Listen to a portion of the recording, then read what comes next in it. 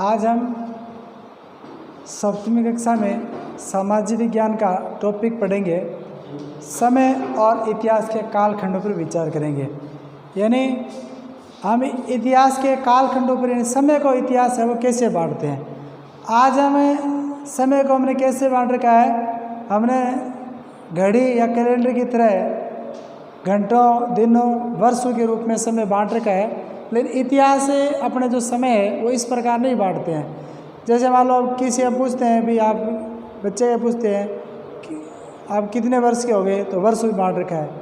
अच्छा, आपका जन्मदिन किस तिथि को आने वाला है, दिनांक बांट रखा है। कोई घटना होती है, कितने दिन हो गए, 3-4 दिन हो गए, दिनों में बांट रखा है। ये कब हुआ था कि 2 घंटा पहले हुआ था। यानी हमने वर्षों या दिनों या घंटों में जो बांट रखा है कैलेंडर या घड़ी के आधार पर, तो इतिहास है अपने समय को घड़ी या कैलेंडर के आधार पर नहीं बांटती है। अब कैसे बांटती है, विचार करते हैं। इतिहासकार समय को केवल घड़ी या कैलेंडर की तरह नहीं देखते हैं, यानी केवल घंटों, दिन या वर्षों के बीतने के रूप में नहीं देखता। यानी इतिहास है वो जो समय बीता है उसको नहीं देखता है कि भाई कितने घंटे हो गए, कितने दिन हो गए, कितने वर्ष हो गए, इनको नहीं देखता है।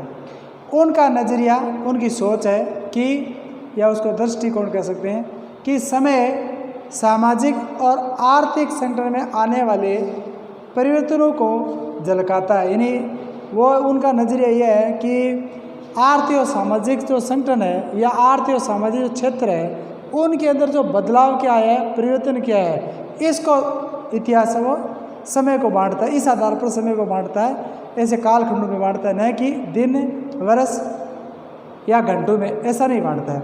यह दिखलाता है कि विचारों और विश्वासों में कितना स्थायित्व रहा है। यानी कोई विचार है तो वो कितने स्थायित्व रहा है और कितना उनके प्रति विश्वास है। जैसे आज हम कोई धर्मों के बारे में चर्चा करें, चाहे हिंदू है, जैन है, बौद्ध है, सिख है, इस्लाम है, तो वो कब बना था। किसी को 1000 वर्ष हो गया, कोई 5000, 2000, लेकिन वो उनके जो विचार है आज भी स्थायी बने रहे, तो उसका अध्ययन इतिहास करता है। और कितना परिवर्तन आया है उसके अंदर, पहले कैसे था वो और वर्तमान में उसमें क्या उनकी परंपराएं हैं, उनके तौर तरीके हैं, उसमें बदलाव क्या है, परिवर्तन क्या है। यदि अतीत को समझना, अतीत को समान विशेषता रखने वाले कुछ बड़े बड़े हिस्सों, युगों या कालों में बांट जाता है। यानी इतिहास को हम, यानी अतीत, यानी बीता हुआ जो समय है, उनकी कुछ विशेषताओं को बड़े बड़े हिस्सों में बांट देते हैं। जैसे युग का मतलब हजारों वर्ष, काल का मतलब जो काल समय, जैसे कोई 600-700 वर्ष हम कहते हैं, मौर्य काल, गुप्त काल, मुगल काल, ऐसे में अपने समय को इतिहास है वो बांटता है।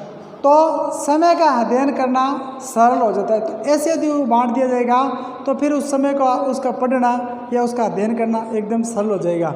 लेकिन दिनों वर्षों में बांटेगा, ये इस दिन घटना हुई, इतने वर्ष हुई, वो स्थिति हुई, तो फिर वो इतिहास है वो कठिन हो जाता है।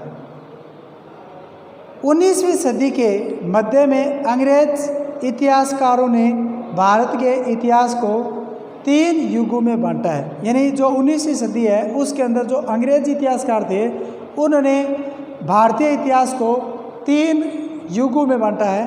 वो ऐसे बांटा है, हिंदू, मुस्लिम और ब्रिटिश। ये विभाजन इस विचार पर आधारित था कि शासकों का धर्म ही एक महत्वपूर्ण ऐतिहासिक परिवर्तन होता है। यानी वो इसलिए बांटा है कि शासकों में जो उनके सामाजिक, आर्थिक, अनेक क्षेत्र, उसमें इतना ज़्यादा परिवर्तन नहीं हुआ है। धर्म के जो क्षेत्र है उसमें महत्वपूर्ण ऐतिहासिक परिवर्तन हुए हैं। इसलिए धर्म के आधार पर 19वीं सदी के जो अंग्रेज इतिहासकार थे, धर्म के आधार पर 3 युगों में अपने इतिहास को बांटा है।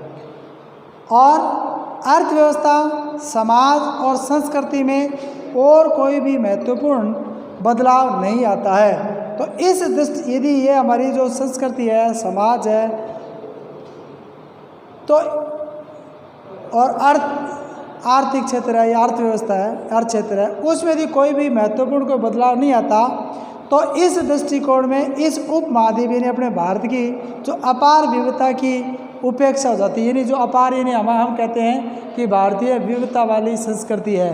यदि ये सब चीज़ें नहीं होती तो फिर ये इनकी यानी ये सब चीज़ें नहीं रहती, फिर हम ये नहीं कह सकते थे कि भारतीय जो संस्कृति है वो विविधता वाली संस्कृति है। इस जो आपको बताया कि जो 19वीं शताब्दी में जो अंग्रेजी इतिहासकार थे उन्होंने 3 कालखंड में बांटा, हिंदू, मुस्लिम और ब्रिटिश।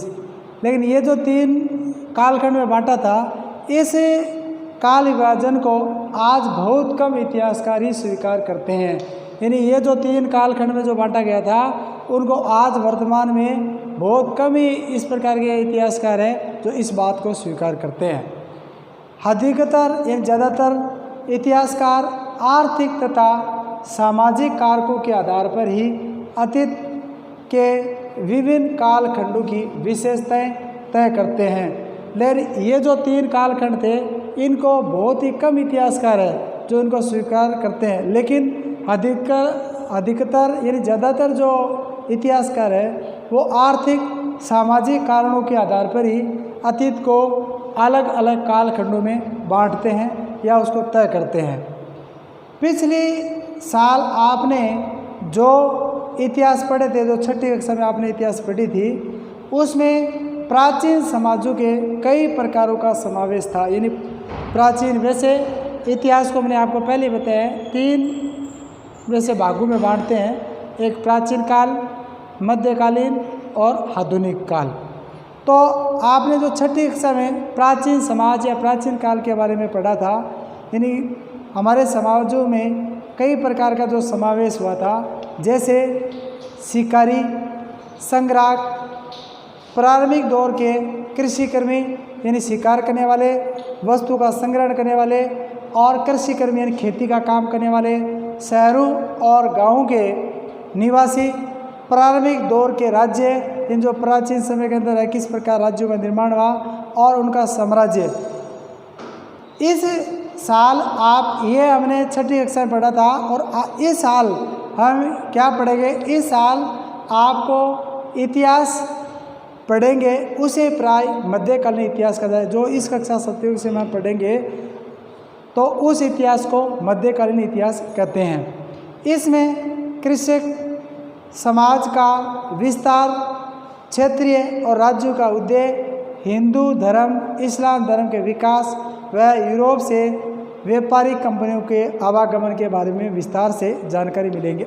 इस कक्षा में जो हम इतिहास पढ़ेंगे वो ये पढ़ेंगे कि किसान समाज का विस्तार किस प्रकार हुआ था, राज्य का निर्माण किस प्रकार हुआ था, क्षेत्र है वो उनका निर्माण किस प्रकार हुआ था, हिंदू है, इस्लाम है, इन धर्मों का विकास कैसे हुआ था, और जो यूरोपीय कंपनी है वो व्यापार के लिए अपने उसका आवागमन है, उनके बारे में विस्तार से इस पाठ में हम जानकारी प्राप्त करेंगे।